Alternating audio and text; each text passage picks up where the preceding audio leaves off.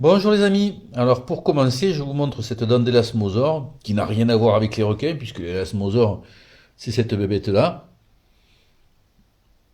Par contre quand j'ai acheté cet échantillon il y a quelque chose que j'avais pas vu et quand j'ai montré ça à mon ami Dominique il m'a fait remarquer qu'il y avait un petit quelque chose qui dépassait sur le côté de la pierre et donc quand j'ai creusé dans la pierre j'ai pu dégager cette dent qui est une dent de Crétolamna de 70 millions d'années et qui est le premier maillon de notre chaîne qui mène au mégalodon.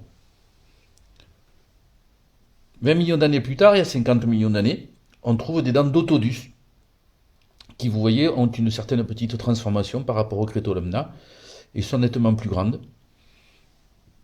Plus tard, ces dents ont évolué pour acquérir des crénelures qu'on appelle des serrations, et on a ici une dent de Carcharoclès sokolovi, suivie 10 millions d'années plus tard, c'est-à-dire il y a une trentaine de millions d'années, par Carcharoclès angustidens, avec toujours les serrations, mais des denticules plus petits, pour arriver au mégalodon que je vous ai déjà présenté. Alors, il s'agit de Carcharoclès mégalodon. Pourquoi je ne dis pas Carcharodon mégalodon comme on disait au départ? C'est que Carcharodon mégalodon, ça se réfère à Carcharodon carcharias, c'est-à-dire le requin blanc, dont on pensait que le mégalodon était l'ancêtre.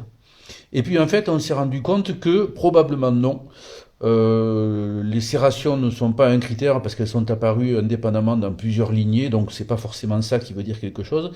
Par contre, si on compare par rapport à l'Isurus astalis, qui vivait en même temps que le mégalodon, on se retrouve avec une morphologie de dents beaucoup plus proche du celle du requin blanc.